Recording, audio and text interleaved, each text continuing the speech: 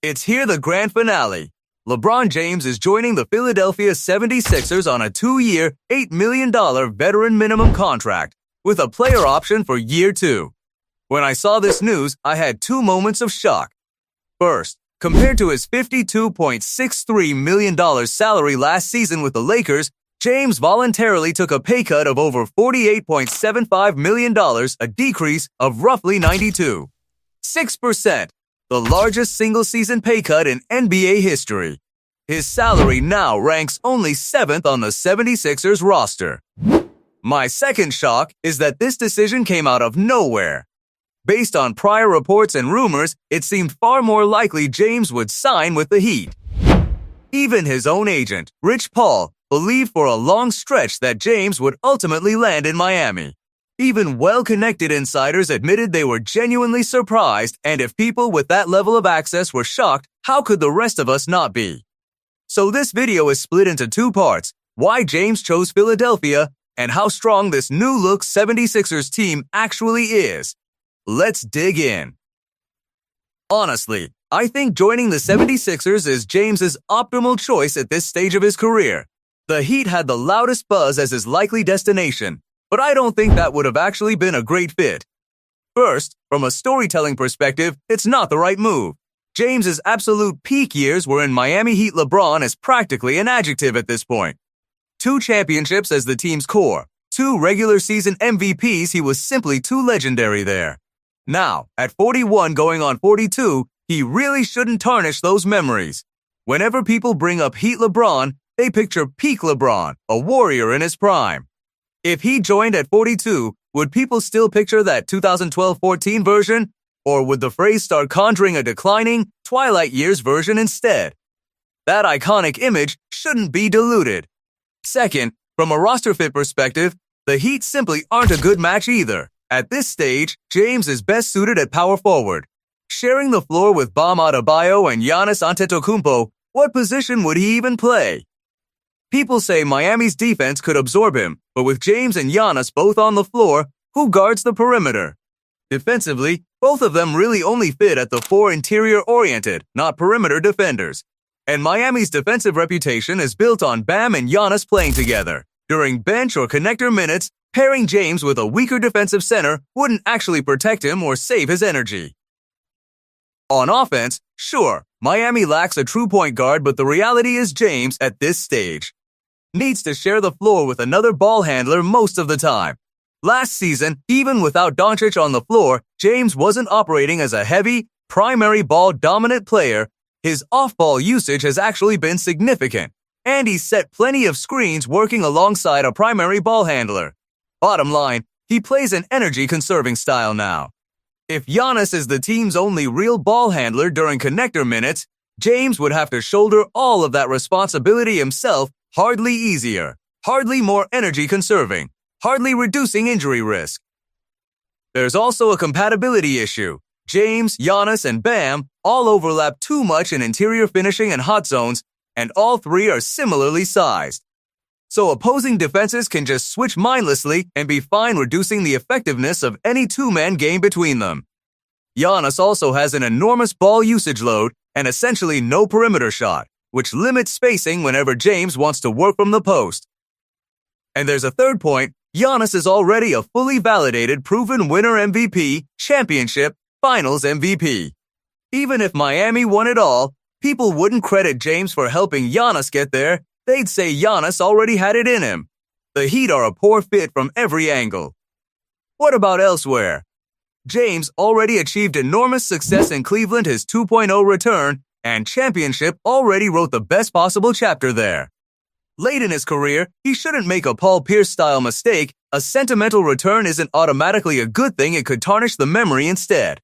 Cleveland also has no real perimeter defender to surround him with, and their front court is built around 2 big men, which James can't solve either offensively or defensively.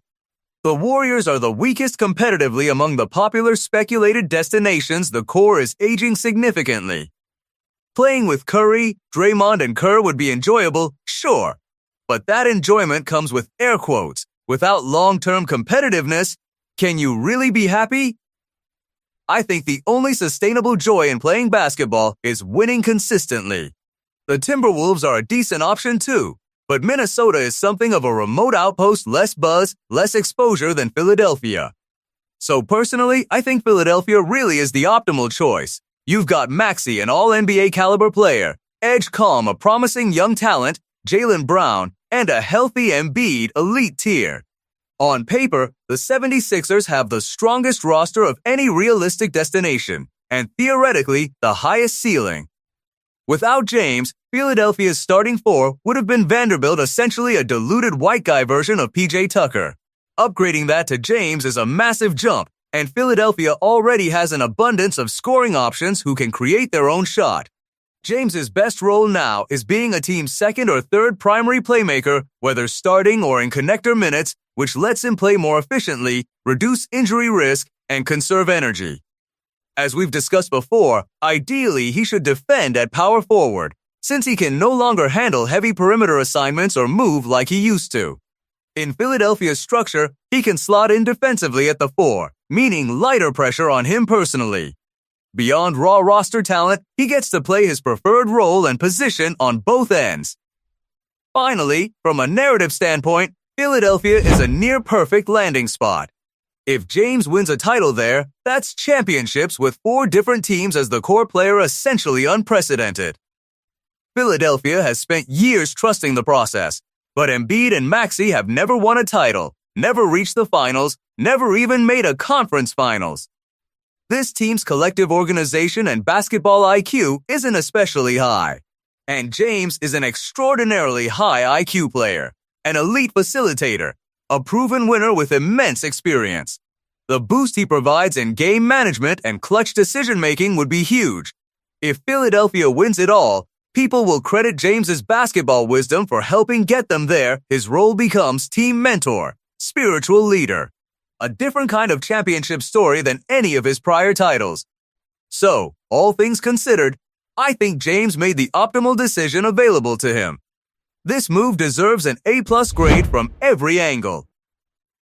Which raises the second question: how strong is this new-look team, really? Has this Death Star already sealed the NBA's outcome? I'd put Philadelphia at Tier 1 in the East right now. Just look at the starting 5 and closing lineup loaded with stars, both in quantity and caliber. Setting fit and chemistry aside for a moment, the raw talent stacked together is frightening. What's most impressive is how high the floor is. Even the weakest player in that group, Edgecombe, is still genuinely solid, which tells you how absurd the floor actually is. Why does a high floor matter? Because the modern NBA is different. It's become an era defined by floor raising, not just ceiling chasing. Recent champions, the Celtics, the Bucks, especially the Thunder, have all proven that what truly determines title contention might be the level of your weakest starter, not just your best player. From that lens, Philadelphia is far from weak.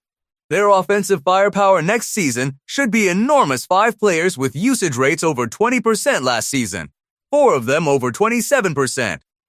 Every one of them has real individual scoring ability. There may be some early chemistry growing pains among that many high-usage scorers, but I'm not worried about the offensive ceiling. 5 aggressive scoring threats is simply overwhelming to defend. They're not just individually strong ball handlers, they can function as a genuine 5-out unit. The shooting isn't elite across the board, but even a mediocre 5-out beats a lineup with a non-shooter. Everyone can put the ball on the floor. Everyone has some shooting that makes this team brutally hard to defend. Embiid's post threat means defenses can't send an undersized player at him. But everyone else still has to guard straight up. How many teams can simultaneously handle Maxey, Jalen Brown, and James in standard matchups? The opponent's weakest defender has nowhere to hide. These 5 also have solid mutual compatibility. Maxey has real shooting plus off-ball movement. Edgecombe has decent shooting, weak side scoring, and great energy. Jalen Brown, as a ball handler, still has real gravity, and his spot-up game happens often enough after years coexisting with other ball handlers in Boston. A healthy Embiid brings perimeter shooting, mid-range, post-scoring, and self-creation. And James's spot-up shooting, off-ball cutting, playmaking, transition finishing, and IQ let him blend into any system. In fact, he's the lubricant of this roster, the hub, the decision-making pivot. The variety of sets available is enormous too. James, Edgecombe, Maxey, and Jalen Brown running fast breaks would overwhelm a lot of teams. Jalen Brown provides reliable isolation scoring in the half-court. The Maxey Embiid pick-and-roll is something many defenses simply can't solve. And it blends naturally into everyone else's offense too. Embiid's post-scoring punishes weak interior defenders, and since he's primarily a jump-shooting big, spacing out to the elbow clears the paint nicely for James and Jalen Brown to attack. And James's own offense pushing transition, playmaking from the top, working two-man actions with Embiid. Running reverse action with Maxey lets this team target the opponent's weaker guard relentlessly, especially in the playoffs, complementing Maxey Embiid's ability to attack opposing centers. It all forms a self-reinforcing loop. 5 ball handlers plus 5 shooters makes it nearly impossible for opponents to construct a favorable matchup anywhere on the floor. That exceptional floor combined with a devastating offense is where this team's strength comes from. But it's not a perfect roster. The most severe issue is Embiid's health. If he can't play a full playoff run, any title talk is moot. Related to that, his defense has been mediocre the past 2 seasons, especially in the 2026 playoffs. He struggles against pick-and-roll guards like Brunson and shooting bigs like Towns. Even setting those specific matchups aside, his rim protection isn't strong enough right now, and injuries have limited his defensive activity. He's often been the opponent's primary offensive target in the playoffs. If his help defense and rim protection stay shaky, that puts more pressure on James to help protect the interior, a lot to ask of a nearly 42-year-old. Maxey isn't a big body defensively. Edgecombe and Jalen Brown are solid individual defenders, but not major help defense contributors. Overall, the team's foot speed at the 4 and 5 isn't fast, and its average team-wide help defense is mediocre. That likely means Philadelphia will need James or Jalen Brown to guard opposing centers directly in the playoffs just to protect Embiid on pick-and-roll and 5-out coverage.